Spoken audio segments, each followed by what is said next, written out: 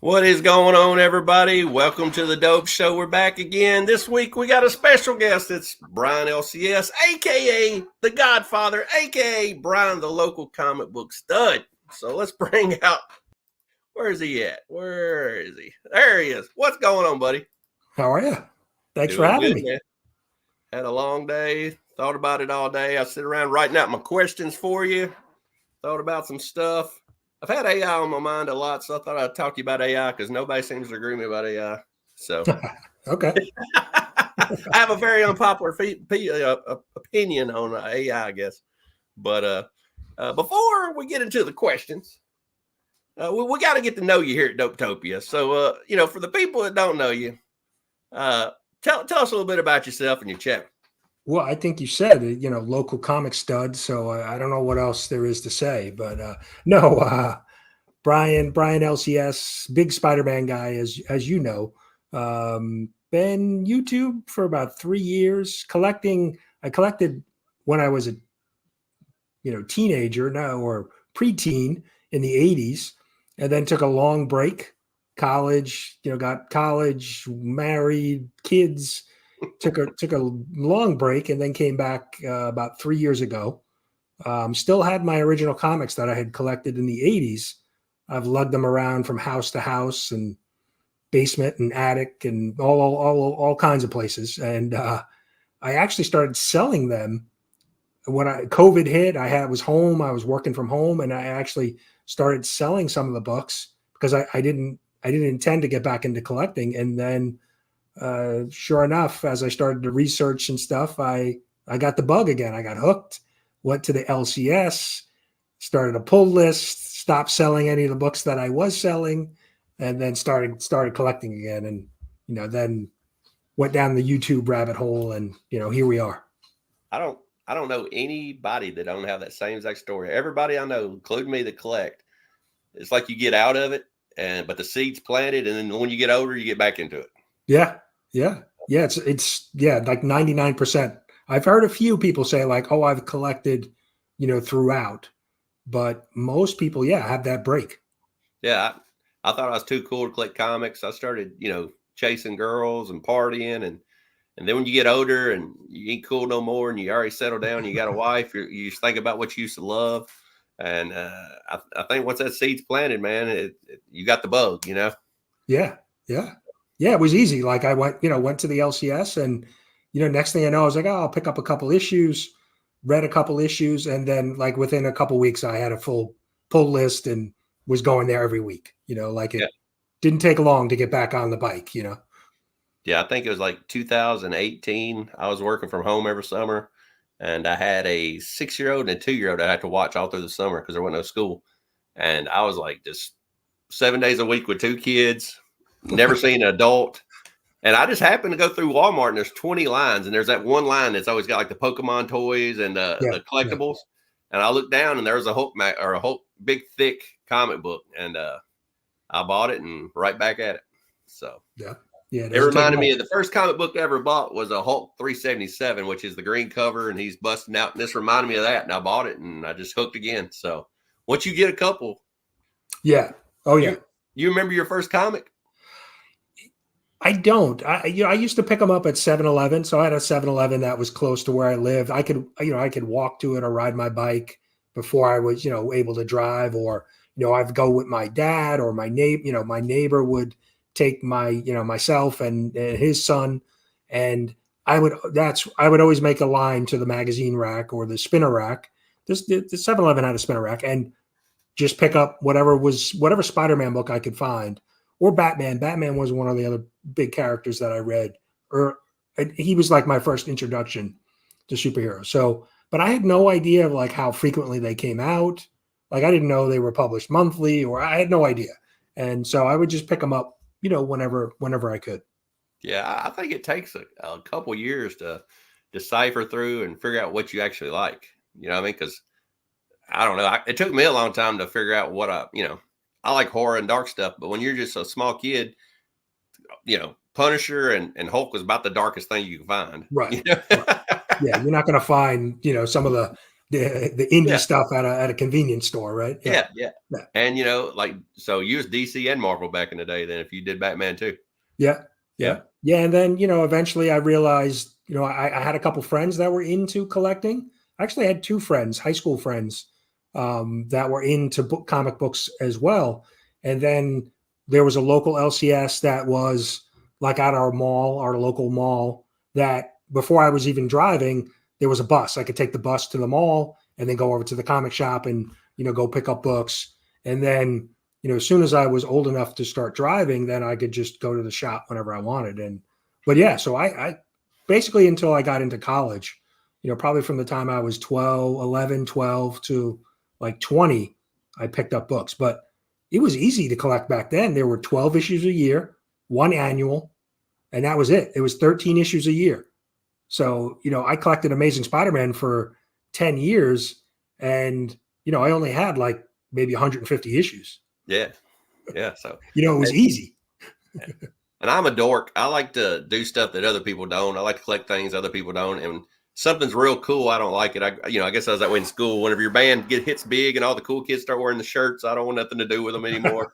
And I collected Amazing Spider-Man, but I loved Web of Spider-Man. Yeah, Web was There's good a too, lot of good Web of Spider-Man, and they don't get any love at all. Yeah, no, I collected I collected Web, I collected Spectacular, Marvel Team Up because Spider-Man was in it. And why am I thinking? Oh, and then when the McFarlane series came out, the Spider-Man series. So it was just, basically all Spider-Man at that point. And then I would pick up some event books. I picked up like Secret Wars I read when it first came out. And some of the crossover books, but it wasn't as crazy as, Blood Hunt. There was like 50 different crossover books or, this recent event that they did. So, yeah. I don't know, but I felt like you had one up. If everybody's reading Amazing Spider-Man, if you was reading Web of Spider-Man, you was reading something they wasn't. You knew you were cooler. You knew more than they knew. Yeah. No, or like you remember the old the Electric Company Spider-Man books? Nobody had them. If you could find some Electric Man or Electric Company Spider-Man books, you was really something. Yeah, I mean, I would sit through Electric Company, the show just to watch. Hopefully, Spider-Man would show up. Yeah. Oh yeah. Yeah. I think I sent you something in an AOK one time. I sent you the Yeah, you did. The Super Spider Company, story, and I like that kind of stuff. Just weird, oddball stuff. Let's see who's in the chat real quick before we go on. Let's see here. We got Steve, the most famous man in Canada. What is going on, Steve? Dope raise to you, Steve. Bring on the horror. No horror today. I mean, we got the beautiful Brian LCS on here today. Oh, man. He says, what's up, Brian? We got KD on here. Give him some gamma rays. And we got Omega on here. What is going on? Another question for you that I was thinking of. I knew you was a big Spider-Man fan, but who is your second favorite? I never hear you talk about anybody. Who's your second favorite? I would probably have to, although I'm not currently reading him because like Spider-Man, he's got a million titles. It's probably Batman.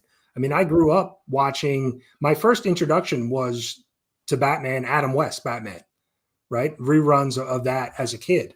And that was like my toys as a kid. I had all of the Mego superheroes. So I had, Batman, Superman. I had all of the DC, some of the Marvel, most of the Marvel too. But I would watch the Adam West Batman and, hang out with my toys and my Batmobile. And that was really my first introduction. So I probably have to say Batman. Although, like I said, he's got so many books. It's like almost impossible to figure out, I guess you got to go either the Batman title or detective, if you're, those are the two probably series, but he's got so many different mini series and it's just crazy the amount of titles he has. Well, the cool part about it is, books today, a lot of them is no good. And a lot of people, me and on the internet, they don't even collect new books. And if you wanted to, you could quit right now and read the Batman the rest of your life. Oh, sure.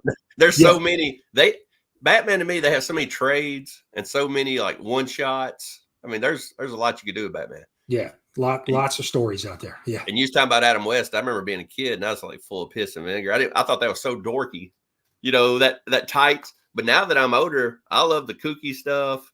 And I Oh love yeah. the Batman 66 storyline. I don't know if you ever seen that when it came out a couple years ago, but it's Adam Oh yeah. West style. And the Catwoman, all that's cool to me now. It wasn't cool when I was, younger. Yeah. I mean, that movie, the like hour and a half movie that they did, with the shark repellent and him on the helicopter. I mean, that's like burned in my memory. Yeah. Yeah, that stuff's cool to me. All right. So I got a question here. It says, how many Spider-Men does it take to beat up Incredible Hulk?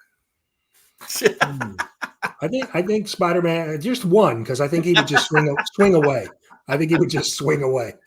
Oh, man. I figured you'd say one. I had to take up from a Hulk, though, there.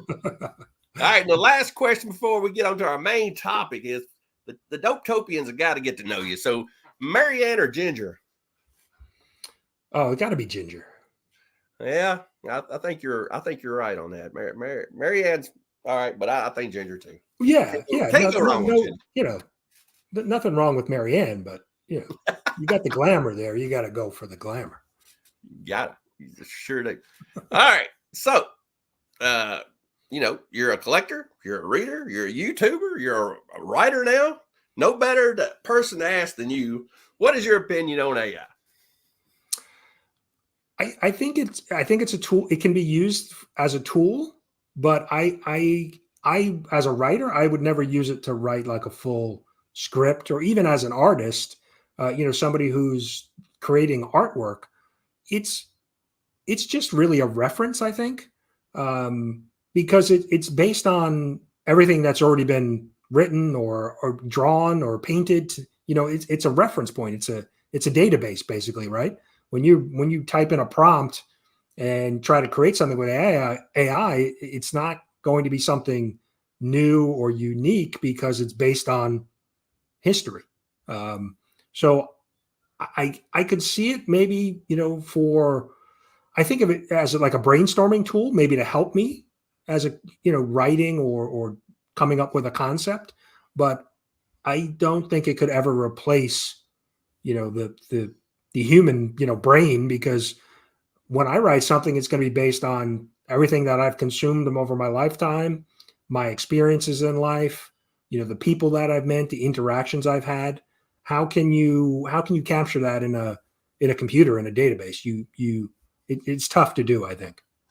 Yeah, I can understand that. On my channel, I have a lot of passionate old men that love to read books, and they love what they love, and they don't like what they love being tampered with, with either politics or personal agendas or whatever.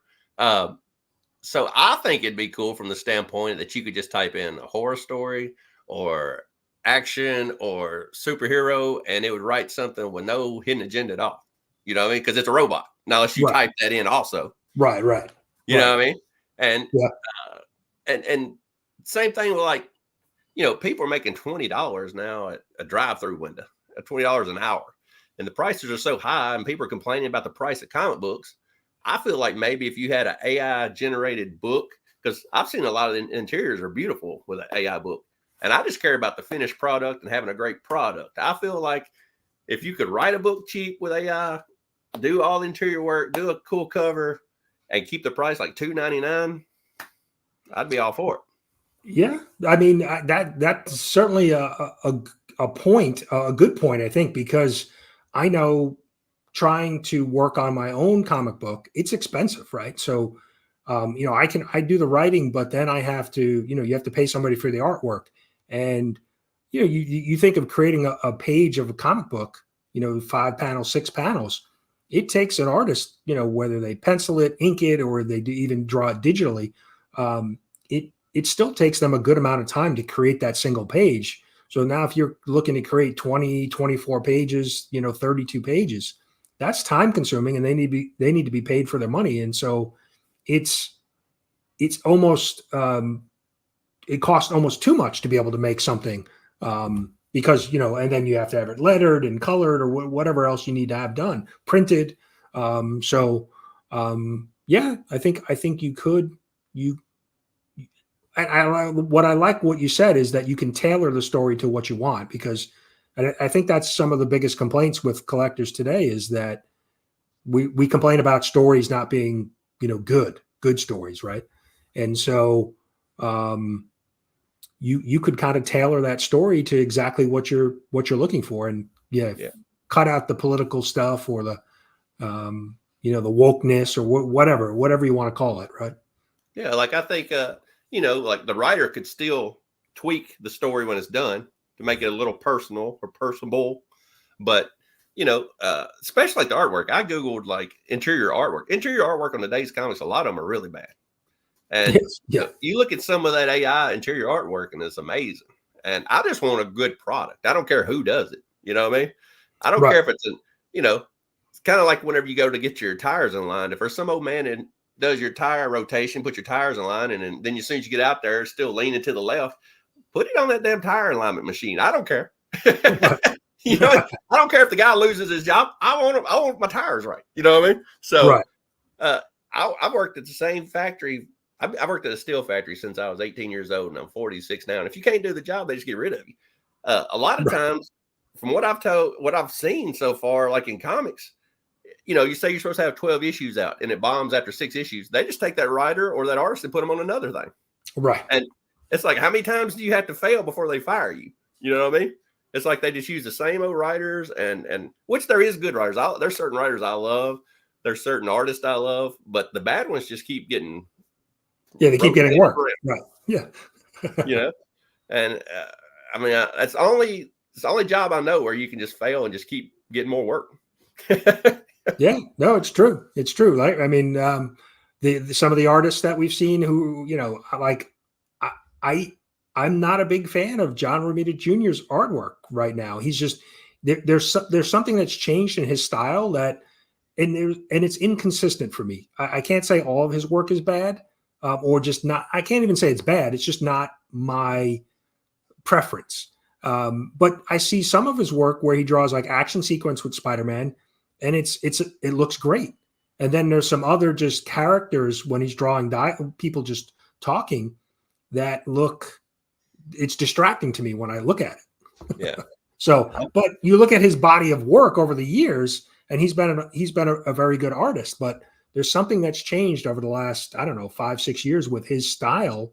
And I could see an artist when you said that, like if we had like McFarlane use AI just and base it on his style and then have him maybe tweak it.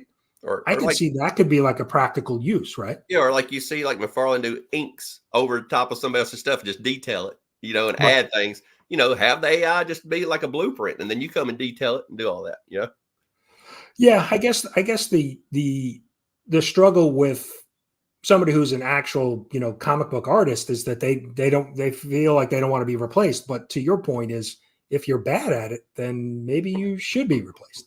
Yeah. I mean, that's the way the real world works. You know what I mean? If you can't do your job, they'll find somebody to do it. They don't just say, well, hey, go over there and try that one. No, you failed there. Okay, go over here. No. Right. They show you the door. Yeah. I mean, I've never been late in 26 years because I know they'll get rid of it. I'm used to structure and all that. But, it's just weird the way it works. If you go back and look like EC Comics from the 50s interior artwork, it's a lot better in the days. If you go look at the old Golden Key, it's better than what they're putting out now. And, and like you was talking about McFarlane, his comic books, I buy a Sam Twitch every week, and I know you do. It's $2.99, and it's high quality paper, high quality story, high quality interior artwork, all of it. So he's still making money somehow. Yeah, and that that's the thing. I think that's the argument, because when you look at Marvel, some of the Marvel books and DC books at $4.99, $5.99, and the cover's wavy. Yeah. Before you even buy it, it's already looks like moisture's got it. Right. So I don't know where it's going. And, it's kind of sad because my kids don't care anything about comic books. They're 16 and 13. And what makes something worth money is supply and demand. And I don't know if this next generation is going to have much of demand. Right. Yeah. My kids grew up in the world where they download their songs. They don't have a physical copy. They download their video games. They don't have a physical copy. Yeah. They download everything, and they don't care about physical copies of anything. which is sad because I feel like if I'm going to buy something, I want to hold it. I want to look at it, read the credit. How's anything going to be worth money in the future if there's no physical copies of nothing? Right. Just sitting on a hard drive somewhere. Yeah. Yeah. You know, anytime I buy a video game, I'm like, I need the physical copy. Yeah. I need the copy. Yeah. Yeah.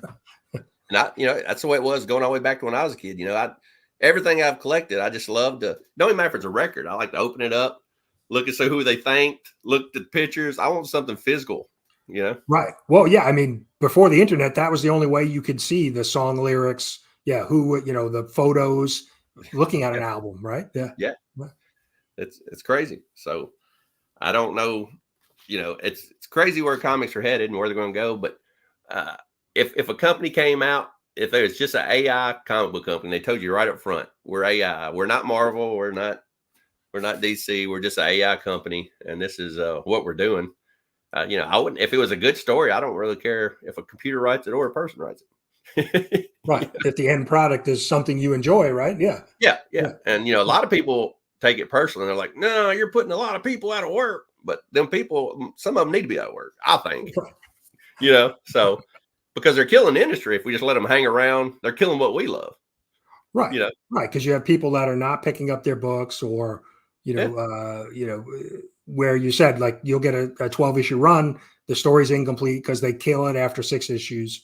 So yeah. You know what I'm saying? Sense. So, I mean, that's the way I feel about it. I don't know. So, but who is in here? Let's see. We got some more people in here. We got old Freaky Louie coming here. What's up, Freaky? We got I Love Disney. What is going on? Kid Comics. What's going on, Kid Comics?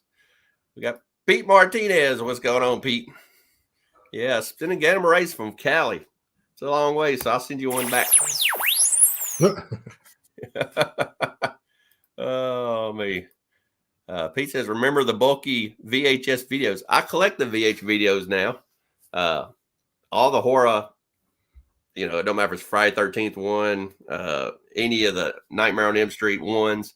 And some of them gets expensive now, just the VHS copies.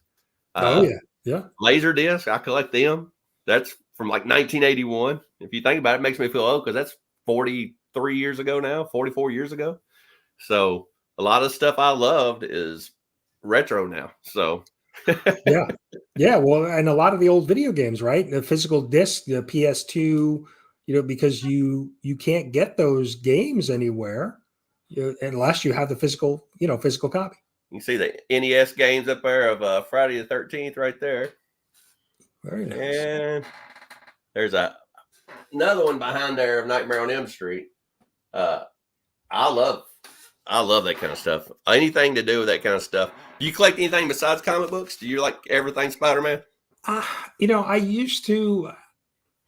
I would dabble in, you know, some action figures and things like that, but I'm really just trying to stay focused on comics, because I think if I go down that rabbit hole, you know, action figures between all the like Black, you know, the Legends and the Black Series, Star Wars, I could spend, you know, a lot of money. So I try to just stay focused on comic books. Yeah, Star Wars is a world all its own. Oh yeah. Between all the toys and merch that they've had over the years, so yeah.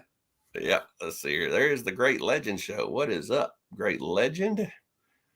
He's cooking, so don't take it personal if I don't reply.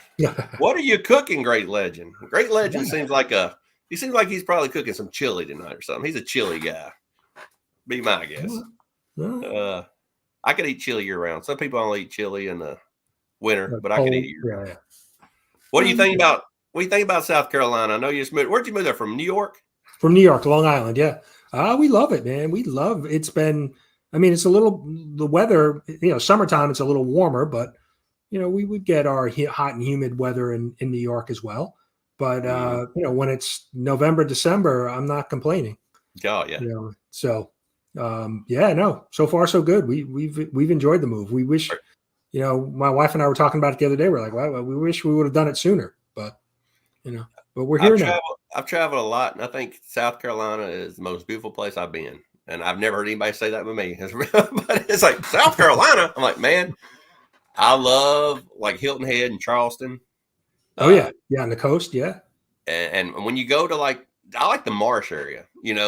Like we'll go to Hilton Head, and you got one side facing the beach, but you got the other side that's facing inland, and it is hot as hell. It's the hottest I've ever been, and it's very humid. But just the marsh and the cranes and all the mossy oaks and the old plantation style homes and Oh yeah. the broad iron and the ferns. I love the pebbles, cobble streets or whatever. All that's neat to me. Right. Yeah. Yeah. I went down there last year thinking I went to Charleston and I thought, yeah, we're going to get out and have a good time. And middle of the day is 100 degrees. I'm trying to ride in a horse and buggy. It wasn't too good. No, but that can't be fun. You got to figure out when you're going to go. Yes. And Charleston's got some of the best food you can have too. So yeah, there's no lack of food, good restaurants, and so yeah. You get the best of both worlds there because you get great Southern food, but you also get great seafood. So you can get anything from fried chicken to seafood there. So right, yeah, different, barbecue, yeah. Yeah, so, you're getting a little bit of everything there. Yeah, a little bit of Cajun, So yeah, I think I've gained weight since I've been here. So yeah, that happens. So, but I love Natchez, Mississippi. I love Charleston, and I like Savannah, Georgia. They're all three right there in a row. Savannah, yeah. We have to my wife and I are talking about making a trip to Savannah. We've not been there, so all three of them are really nice. New Orleans. New Orleans, I used to love to go to when I was younger, and I liked it Monday through Thursday. And then the weekend would hit, and I hated it. The pickpocketers are out. Mobs of local people come out. The streets are flooded. You couldn't eat at nice restaurants. You couldn't go see the city. But Monday through Thursday is great. Right. Just don't go when everybody else is there. Yeah. Yeah. And that's what old people do. That's what I found out. Now that I'm old, I like to go vacation Monday through Thursday. Or if I'm flying, I'll go like Tuesday and come back on a Tuesday because it's cheaper airlines and it's cheaper rooms, So yeah, that's the way we do things. Older or wiser, that's what happens. Wiser and crankier. I have to admit, I used to go to Vegas from 1996 to all the way up to my 45th birthday a couple years ago. I used to go all the time, and every year it's gotten worse and worse. I just can't do all the people in the street for money and just people. Oh yeah. It's people everywhere, and there's a lot of homeless people there now. But when I was a kid, there's probably just as many, but I was too busy partying to even care. Right. But now it's like, I didn't take notice. Right. Yeah. Yeah. And now me and my wife's like, hey, let's get up at 6:30 when there's nobody on the strip and just go walk in while it's cool outside. But then that's when the homeless people will take you. So, it's the way it goes. But let's see. There's a great legend. We got Douglas. What is going on? Savannah is great. My daughter graduated from SCAD college there. Savannah, it's laid back. And you've had to notice that South's a lot more laid back. It's a lot slower paced. Oh, yeah. Oh, yeah. No, but that was one of the reasons why we wanted to move, because the Northeast people are just cranky, stressed out and cranky. And it's like as you get older, you don't want to deal with that anymore. Yeah, your heart rate probably goes up. You have a stroke, heart attack. Here's more laid back. I was up north not too long ago, and just little things you do, you find out you shouldn't do. I was holding a door for a girl, and she looked at me like I was crazy. She had to start running a little bit, and she looked at me like I was insane for holding a door for her. But that's what everybody does down here, So it's common courtesy, right? Yeah.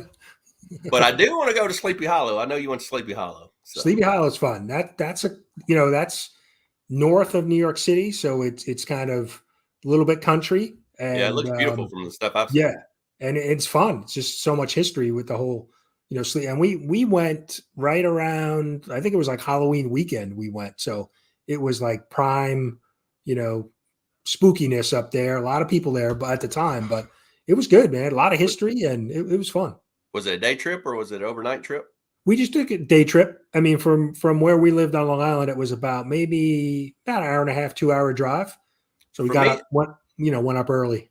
It looks like a small town. So for me, I figured you had to stay in bed and breakfast. I figured there wasn't many, named hotels.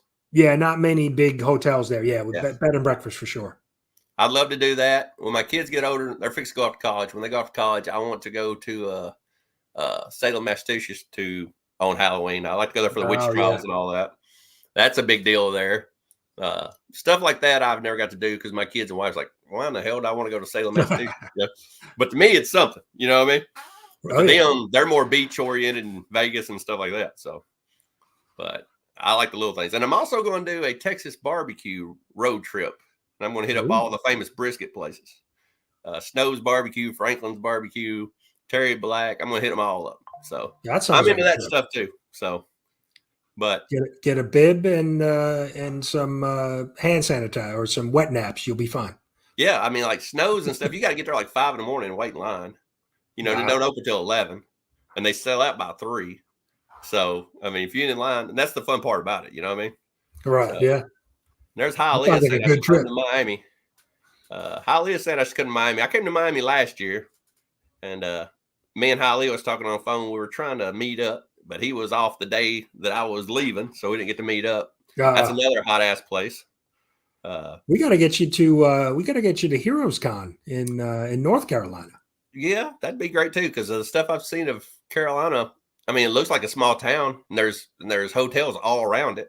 You know, yeah, Charlotte's like a little, mini city, and yeah, plenty of places to stay, and that's just a great comic book show, and there's so many, community members that end up there. So yeah, it seemed very small, which I liked, but I was watching somebody, and they were doing a Heroes Con little review, and they were like 3:30 in the evening on Saturday, and all the restaurants are closed. I was like, dang, that's my kind of town when they just roll up the carpet. You know what I mean? So, yeah, well, that's the other thing in the South. Like things close early. yeah. Northeast, no. You could, we were going to get ice cream one night, and we went to the ice cream shop, and it was 8:30, and it was closed on like a Tuesday. Like, wait a minute. Yeah.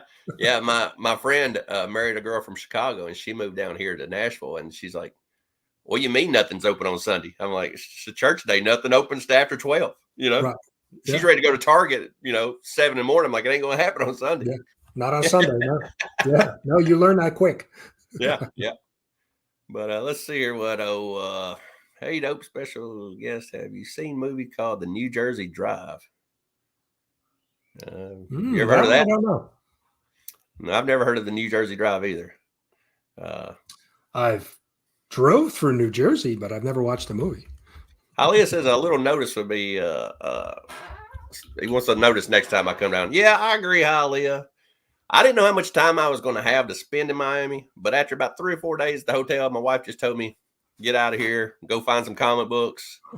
And we were at a resort. The first couple of days of resort, you got the same restaurants, you're having fun, but you get tired eating the same food after 4 or 5 days. And we didn't have a car. It was just a big resort. And so I just got me a car and just went to buying. I went to all the comic shops. Of course, there's none on the Miami Strip. You got to go way in. And I take it Hialeah lives in Hialeah because that's about where I was at looking for comic books. So. He lives right by the comic shops. That's a good spot. Yeah.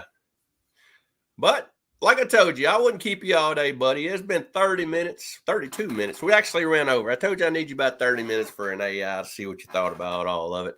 And made some good points. I think you need a little bit of human element to it. But yeah, no, definitely. I think so.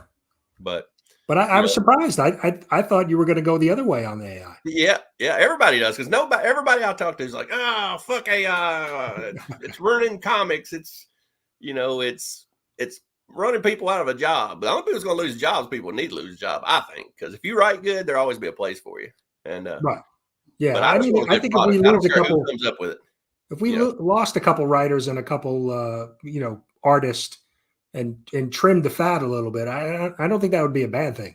Yeah, and maybe it's Marvel now. Maybe they're not spending the money they need to on artists. I don't know, but I know. What do you think an artist gets paid for just an interior page? I mean, when I was looking for an artist for my comic book, you could get somebody overseas, outside of the United States for relatively inexpensive, $50, $75. For a single page, but you could pay upwards of $200-$300 for a single. People get paid, don't you think? Yeah, for a single page. So they're probably a couple $100 a page. Yeah. So you're looking at $1,500 a book, probably. Yeah, or more potentially. Yeah, but I mean, like you think somebody like John Romita, right? Yeah. He works from home. I mean, a lot of them now work from home, right? They just have a studio in their house to do the art at home. What are they? They're probably getting, several $100s a page, right? Or maybe they have a contract deal where they're getting, per issue or something like that. But yeah. Yeah, that's the thing about, I love Hulk, and they've got a guy named Nick Klein that writes for Hulk, and he's amazing. And but it's just like football or whatever, the best ability is availability, and he only does like one of every two because he's so slow. And so you'll get one with him on it that's wonderful, and the next one looks like Stickman. Right. And it pisses me off because, I can really adjust it. I remember whenever Something's Killing Children came out, in the very first issue, I hated the artwork, but you kind of get drawn into that world after a while. And, or even like Sandman, stuff like that, you get drawn into that, and that's, you can't really see anything else now. You're so far into it. Right. But whenever you're switching artists every other book, it's hard to even. Well, and I think if the story's good and consistent, right, and sucks you in, then you may overlook some of the bad, the art that's maybe not top notch. Yeah, totally. Well, all right. Since I know you're Spider-Man, we're going to go out of here. But I pulled my 2 favorite Spider-Man covers of all time, and I want you to judge them on the CGC grading scale. Not what actual grade is, but what you scored. Okay, all right. This is probably my favorite cover of all time, and I hear nobody ever talk about this cover. This reminds me of an Andy Warhol painting. It's wonderful. It's beautiful. I've got multiple copies of this. My kids got me one graded with a John Romita autograph on it. It's somewhere around here, but this is my first ever copy. What do you think about this? That's a good. I like that because you never heard nobody talk about 55. I love 55.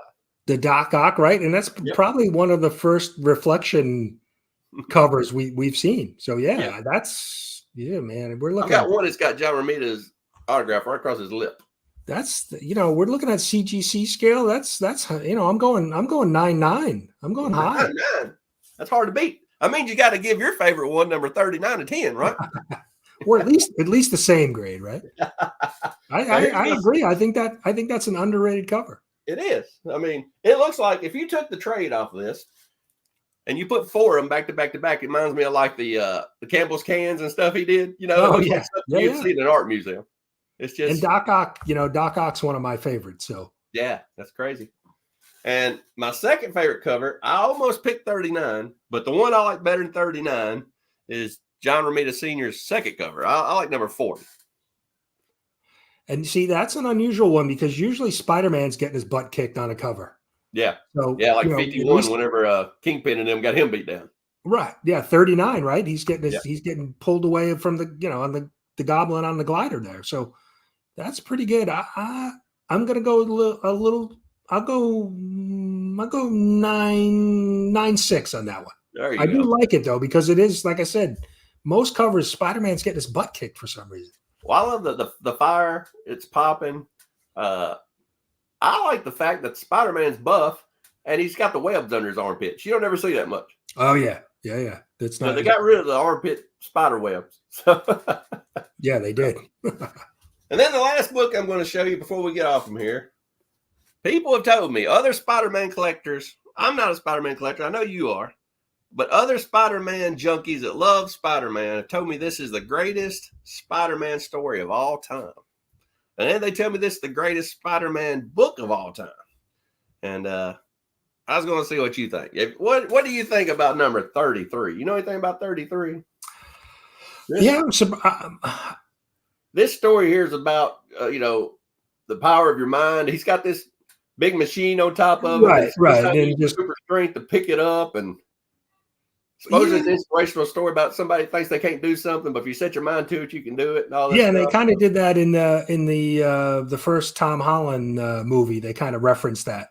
People love this. It's the best story ever wrote. Of course, my favorite is probably Last Craven. I like that stuff. Yeah, that's what I was going to say. The Last Hunt is probably, most people, think that's probably the best, best storyline. And I can see how that's inspirational, though.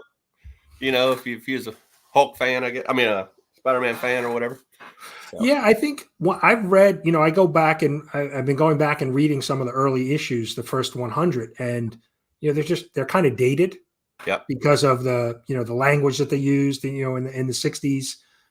So that's the problem I have with going back. I mean, still solid stories, right? Some Spider-Man stories, but from a language perspective, they're a little dated. especially like the Batman. The Batman, the Superman, where they're out there fighting the girl at the lemonade stand or getting their haircut at the barber shop. It's kind of kooky. You know what I mean? Yeah, right. It's like, and you was talking about dated. My favorite movie, one of my favorite movies of all time. It's not a horror movie. It's a shocker. But what? I just went blank. One of my favorite movies of all time I like is what's the Michael J. Fox movie? Time Machine. Come on, man. Back to the Future. Back to the Future. Back to the Future 1, it's really, perfectly done, if you ask me. But I got my kids in the room to watch it, and you're talking about a movie that don't translate well. I'm laughing and I'm showing them stuff, and like there's one scene where the barn where he gets out them the Walkman and puts it on that guy's ears. Right. My kids, they don't know what a Walkman is. Yeah. They don't know what they're doing. They don't understand none of it. It's not funny to them because that shit's outdated now. Yeah. But to me, it's great. I'm like, he put the Walkman on him and he acted like he was scrambling his brain. They don't even know what that is. They think he is scrambling his brains. They're like, what is that he's got on his ears? I'm like, yeah, they have no point of reference. Yeah. Yeah. Well, I'm glad you didn't say Teen Wolf. So, okay. Not Teen Wolf. I really, no. I like Back to the Future and I like Back to the Future 2. Okay. And even 3 was all right. But Back to the Future is it's just a perfect movie the way it was done. I thought he put a lot of thought into it. And, yeah, definitely. That was a good story. But yeah, I can see how that won't translate to young kids. But we watched Spaceballs with our kids one time, and they're big Star Wars fans anyway. So, but we watched Spaceballs, and the jokes still held up at Spaceballs. they thought it was hysterical. I like Spaceballs, so, and I don't even like Star Wars that much. So yeah, I've seen them, but I watched the first 3, and I think that's all I've seen. Okay. And that's not a bad thing. That's probably a good. Yeah. Well, I kind of wish I'd have stayed with it and got into it. There's parts of Star Wars I think I'd really like, but anytime I go to watch one now, you got to know, you don't even know what they're talking about because you don't know, you know what I mean? Yeah. There's a little asterisk you need to follow. I need a one shot, you know what I mean? It just starts out for fools. So, right. But Star Wars for dummies. Yeah. Just give me a story from start. Let's go to a new planet that don't have to be tied in with nothing. And I'll start watching that. But I thought the bounty hunter stuff would be really interesting. So that sounded cool to me. Yeah. The Mandalorian is pretty good. It's pretty, it's not tied into too much other Star Wars lore. So it's not bad. Well, anyway, we're back. We're under 45 minutes, Brian, and I've been happy to have you on here. And time flew by. I was trying to keep it under 30, but it's been good conversation. It's been nice having you on. I think this is the first time you've ever been on here. Yeah, first time I made a personal visit to Dopetopia. It's nice. You're at Dopetopia. Tell the people what you got coming up. Tell them about your awards and everything. CBC Awards. We have, Comic Book Community Awards that we do once a year. We just wrapped up the nominations, and the 23rd, in 2 weeks, we're going to announce the finalist.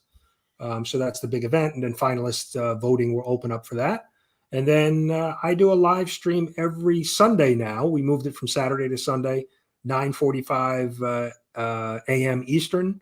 Breakfast with Brian. We do a chat, a hangout with the community. And I've got some videos coming out here and there. But live stream and the CBC Awards are the big things that I got going on right now. Usually every Sunday when I wake up, I roll over, and that's the first thing I do is hop on there and see who's on there. I like to hang out in the little chat. Yeah. But we have a good time. Yeah, it's a fun show. I like just talking to everybody that's on there. But it's been fun, buddy. And thanks for until the next time, read your comics.